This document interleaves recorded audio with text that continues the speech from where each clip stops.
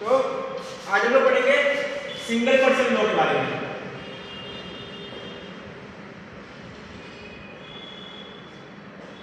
जैसे कि मैं आपको पिछले वीडियो में बताया था आर्टिकल 14 के बारे में, तो आर्टिकल 14 में एक सिंगल पर्सन लॉ की कांसेप्ट आता है।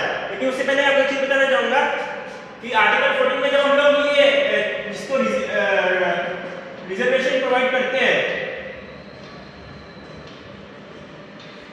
तो क्वांटम कितना होना चाहिए। क्वांटम जनरली ये कहता है बालाजी के केस में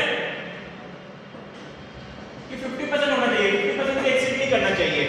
ठीक है, अब 50% से एक्सीड कर रहे हो तो कर सकते हो नहीं कर सकते हो, आप कर सकते हो, लेकिन ये जनरली 50% ये जो है ये रूल ऑफ क्वेश्चन है, ये रूल ऑफ लॉ नहीं है। यानी कि आप 50% से स्टेट चाहे तो 50% से ऊपर क्रॉस कर सकती है, प्रोवाइडेड स्टेट जस्टिफिकेशन दे सकती है। हर जगह का सिचुएशन अलग है। मान के चलिए कोई ऐसा स्टेट है या कोई मतलब मान के चलिए ऐसा जगह है जहां पे कोई ट्रांसपोर्ट की व्यवस्था नहीं है, बहुत नीचे स्तर पे है। अब हर जगह का हालात अलग अलग है। अगर स्टेट को लगता है कि हमको उनको एडिशनल वो देना चाहिए, क्या बोलते हैं, रिजर्वेशन देना चाहिए, तो स्टेट एक्सीड कर सकती है 50% से। लेकिन ऐसे माना जाता है कि जनरली मतलब ऐसे मतलब ध्यान रखना चाहिए स्टेट को कि 50% से ज्यादा क्रॉस नहीं करे। ठीक है, तो सिंगल पर्सन ऑफ लॉ अगर 50% ज्यादा क्रॉस करेगा तो ये रिवर्स डिस्क्रिमिनेशन हो जाएगा ना। आप जनरल वालों के साथ डिस्क्रिमिनेशन कर रहे हो। और ये रिजर्वेशन का कांसेप्ट कब आया था? बहुत पहले, कितने साल हो गया है, बहुत पहले आया है। तो अभी law is a dynamic concept, it keeps changing according to the changing circumstances. अगर वो चेंज नहीं हो रहा है तो वो लॉ आर्बिट्रेरी भी हो सकता है। ठीक है, आपको मैं एक केस बताना चाहूंगा ईआरओएप्पा वर्सेस स्टेट ऑफ तमिलनाडु में। उसमें सुप्रीम कोर्ट ने मतलब वही जस्टिस पीएन भगवती वापस कहते हैं कि ये यहाँ पे ये रीजनेबल और आर्बिट्रेरीनेस एक जगह नहीं हो सकते, ये दोनों एनिमी है एक दूसरे के। जहां रीजनेबल है वहां आर्बिट्रेरी नहीं होगा, और जहां आर्बिट्रेरी है वहां रीजनेबल नहीं होगा। ठीक है, आर्टिकल 14 कब होता है? आर्टिकल 14 एक चीज याद रखिएगा, अगर कोई भी लॉ आर्बिट्रेरी है यानी कि प्रॉपर पैरामीटर नहीं है। अभी मैं मान के चलो डीयू का हूं, अब डीयू अपना डीयू कैसे चलेगा? गाइडलाइन से चलेगा, है ना। पैरामीटर होते हैं। अब मान के चलो कोई प्रॉपर गाइडलाइन नहीं है, प्रॉपर पैरामीटर नहीं है,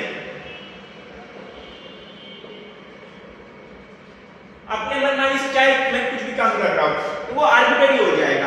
लेकिन जहां पे प्रॉपर गाइडलाइन है, प्रॉपर पैरामीटर है, तो वहां पे आर्बिट्रेरी नहीं होगा और आर्टिकल 14 फिट नहीं होगा। लेकिन आर्टिकल 14 का काम हो सकता है जहां पे आर्बिट्रेरी है और जहां पे डिस्क्रिमिनेटरी है।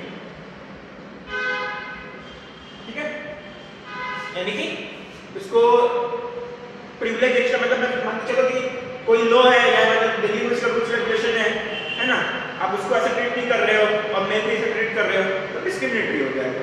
आर्बिट्रेरी कब होगा? जब कोई रूल्स रेगुलेशन है ही नहीं, आप अपने मन से मेरा मतलब एक तरफ से फंडामेंटल राइट आप रिस्ट्रिक्ट कर रहे हो, आर्टिकल 21 फिट कर रहे हो, मेरा लिबर्टी आप फिट कर रहे हो बिना कोई रूल्स रेगुलेशन के, तो आर्टिकल 21 भी हो जाएगा। जहां आर्टिकल 21 फिट हो जाएगा वो आर्टिकल 14 ऑटोमेटिकली हो जाएगा। ये हमने देखा कि गांधी के केस में आर्टिकल 14, 19 एंड 21 जिसको गोल्डन ट्रायंगल, यहां आपका मान के चलो 21 फिट हुआ, ऑटोमेटिक 19, 14 तीनों ऑटोमेटिक फिट हो जाएगा। ठीक है, आर्टिकल 14 एक ऐसा है कि वो मतलब कहां जहां पे फंडामेंटल राइट वायलेट हुआ वहां आर्टिकल 14 ऑटोमेटिक अट्रैक्ट हो जाएगा। तो ये बहुत बड़ा कांसेप्ट है, ये हम लोग डील करेंगे। अभी हम सिंगल पर्सन लॉ पे आएंगे। तो आर्टिकल 14 में एक सिंगल पर्सन लॉ भी आता है। इसको क्या होता है सिंगल पर्सन लॉ? यहां पे क्या होता है कि ये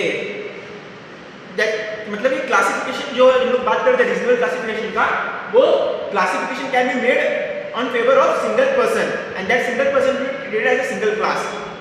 आपको समझ में नहीं आएगा केस मटेरियल पे आपको से आपको समझ में आएगा। तो मान के चलो आपको केस बताना चाहूंगा, चिरंजीत लाल चौधरी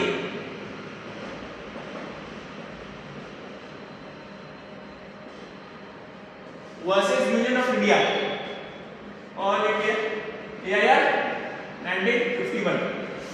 ठीक है, इस केस में क्या हुआ था कि वीविंग मिल कंपनी थी, वहां पे लॉट ऑफ करप्शन था, ठीक है, और वो एसेंशियल कमोडिटी सप्लाई एक्ट से डील कर रहा था, तो वहां पे बहुत मिसमैनेजमेंट था, करप्शन था, तो वहां पे क्या हुआ कि ये मिल क्लोज हो गया, मिल क्लोज हो गया, गवर्नमेंट ने बंद कर दिया इसको, क्योंकि एसेंशियल कमोडिटी सप्लाई से डील कर रहा था, गवर्नमेंट ने टेक आउट कर लिया, ट्रांसफर कर दिया, जो शेयर होल्डर के है किसी और को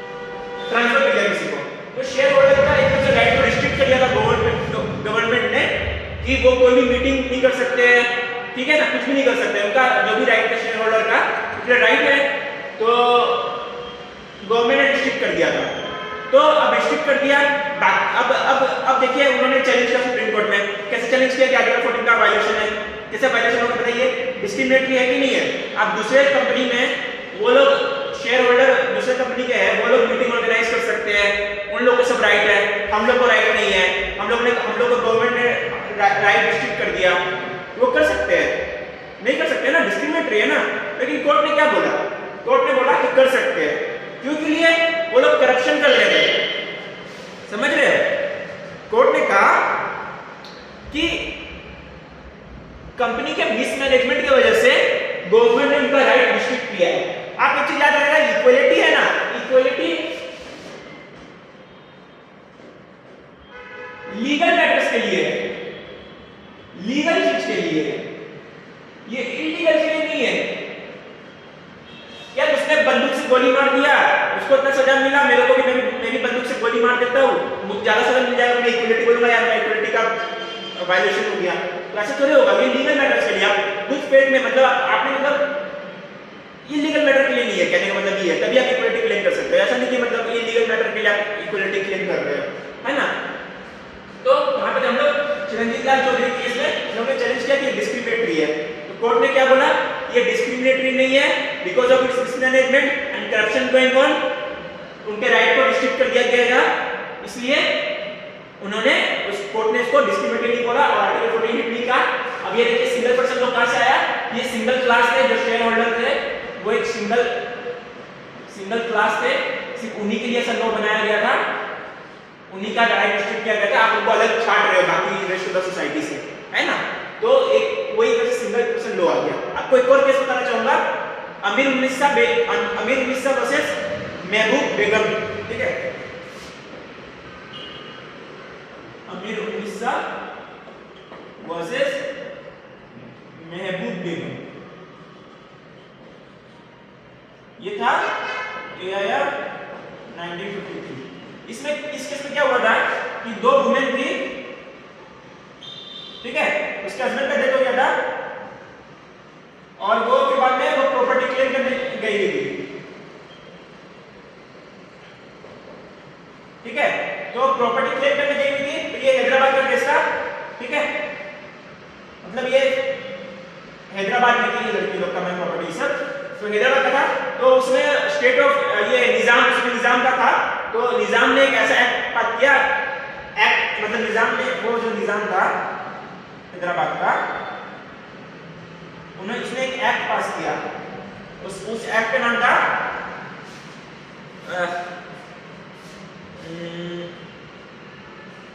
उन्नी, बहुत मतलब मुझे अच्छे से नहीं पता, उन्नी उल उफ वली एक्ट, ठीक है, उस एक्ट के जरिए जो ये दो वुमेन थी, ये दो लड़की थी, इनका राइट डिफीट कर दिया गया,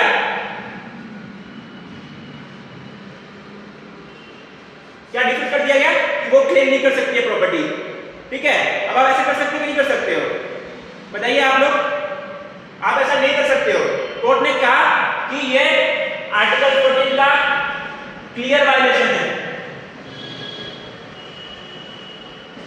आपने कैसे क्लासिफिकेशन किया, आपने मतलब कहने का मतलब ये है बाकी वुमेन है वो प्रॉपर्टी ले सकती है, ये दोनों वुमेन की प्रॉपर्टी ले सकती है, कोई रीजन तो होना चाहिए।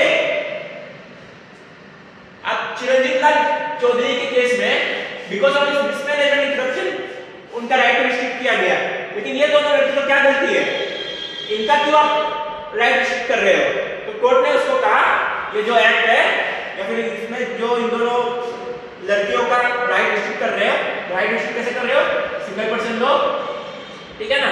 तो ये जो था इसको कोर्ट ने अनकॉन्स्टिट्यूशनल डिक्लेयर कर दिया, इसको कोर्ट ने वॉइड डिक्लेयर कर दिया। Clear right, clear. आप ऐसा नहीं कर सकते, ठीक है। फंडामेंटल राइट वायलेट हो रहा है, आर्टिकल 14 का वायलेट हो रहा है।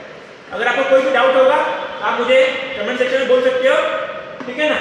और आपको कुछ भी रिव्यू या फिर मतलब मैं अभी जस्ट रिव्यू चालू किया हूँ, अगर आपको कुछ भी मतलब सजेशन है प्लीज मुझे बताइएगा, मुझे आपसे सीखने को ही मिलेगा, है ना।